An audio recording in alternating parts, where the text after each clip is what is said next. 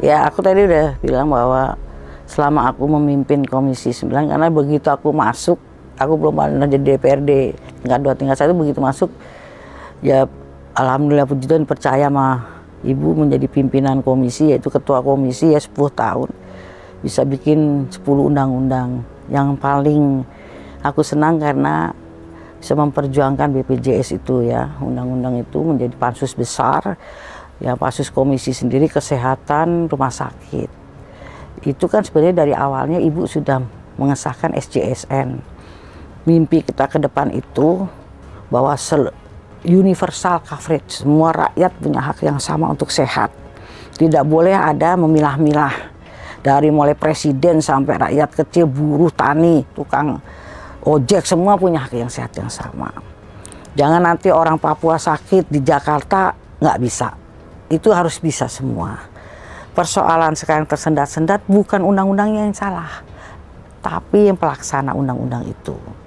Jadi kalau sekarang pun masih terlihat, kenapa aku pernah juga viral masalah BPJS, karena melihat itu belum sebenarnya BPJS itu kan memotong panjangnya birokrasi kesehatan, tapi kenapa juga masih ada seperti itu? Itu yang masih kita koreksi terus. Sayang banget aku udah dipindah.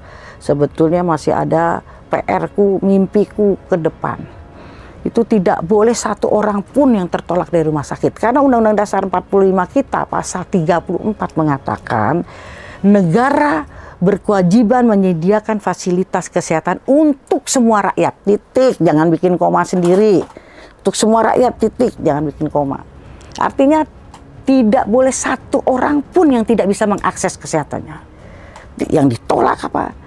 Nah, Undang-Undang Kesehatan pasal 32 juga begitu. Setiap warga berhak mendapat kesehatan yang sama. Titik. Sanksinya di pasal 190. Aku masih hafal banget. Begitu rakyat ditolak dari rumah sakit, itu baru ditolak aja, sanksinya 200 juta dan aku dulu nggak mau atau 2 tahun penjara. Kalau gara-gara ditolak yang tadinya sakitnya masih begini-begini, stroke-nya jadi gini, permanen atau meninggal, itu 10 tahun dan 1 miliar. Tapi kan nggak ada apa itu namanya orang kesehatan yang dipidanakan. Selalu rakyat jadi korban karena sosialisasinya yang tidak bagus. Tidak ada pengawasan undang-undang.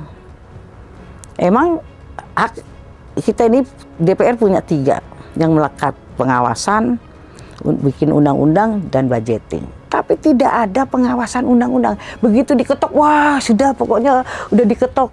Ini jalan nggak nih undang-undang? Nggak ada. Undang-undang kita ini masih ada. Aku ditelepon teman-teman wartawan, Mbak nih istriku mau melahirkan, nggak ada tempat. Mesti aku dulu telepon direktur rumah sakit, meskipun aku komisi 7 sekarang. Untungnya direktur rumah sakit mesti hubungan baik karena aku dokter. Teman sejawat aja yang dia pikir, bukan karena aku di komisi kesehatan atau tidak.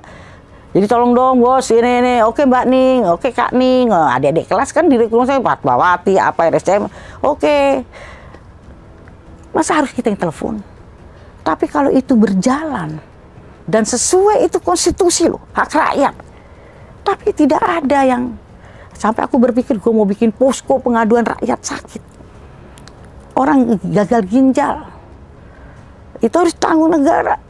Tetapi masih beli obatnya 700.000 buat orang udah gagal ginjal nggak bisa kerja, berat. Itu sampai ada komunitasnya loh, hampir 1.000 orang. Petrus yang organisir itu, mantan sekjen PRD. Dibilang, Mbak nih tak sumbang ambulan 1. Terus iki buat mobilitas teman-teman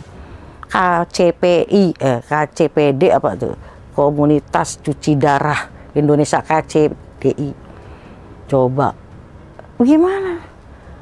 Ini negara Pancasila katanya. Itu yang ku perjuangkan sampai sekarang. Aku kepleset gara-gara tolak vaksin. Aku nganggapnya kan COVID itu penyakit konspirasi aja. Nggak ada sebenarnya itu. Aku nggak vaksin sampai sekarang. Jadi itu yang masih mimpi kita. Kalau memang ini. Jadi Pak Jokowi bagi KIS. Aku pernah bilang sama Ibu Mega, bagi KIS. Tapi KISnya ditolak dari rumah sakit. KIS kan untuk kelas 3. Tapi ketika ke rumah sakit, Kelas 3 penuh Bu, adanya di kelas 1. Supaya kelas 1-nya laku dulu.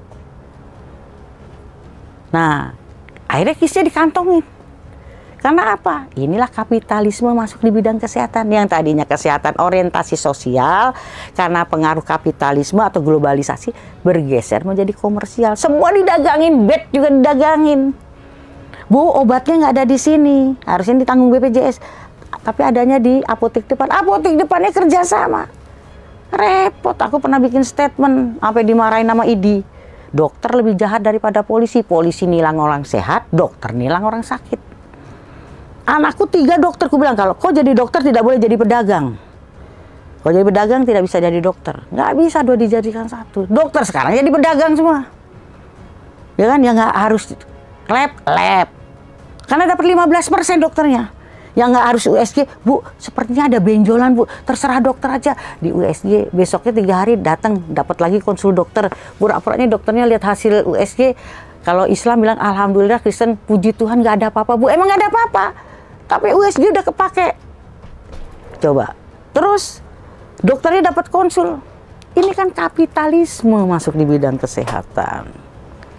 Bayangkan. Ini yang harus kita lawan bersama. Aku masih mimpiku begitu.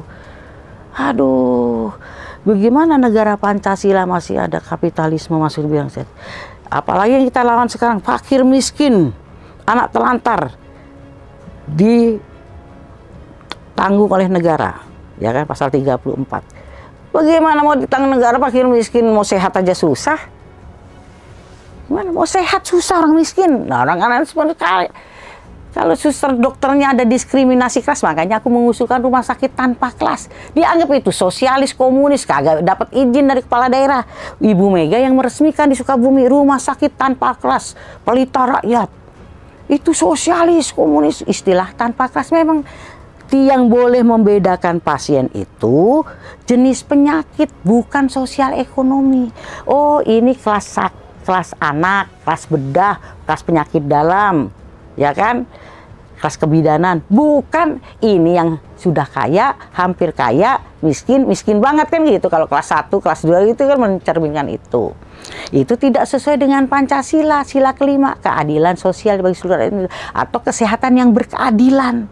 Kalau senyumnya dokternya saja sudah diskriminasi sama yang VIP. Selamat pagi Ibu, buka bajunya, manis banget. Gilirannya BPJS, Bu, bajunya buka Bu, diskriminasi senyum, itu udah nggak adil itu. Nah, itu yang harus kita perjuangkan. Mudah-mudahan lah kalau berikutnya aku di Komisi 9 lagi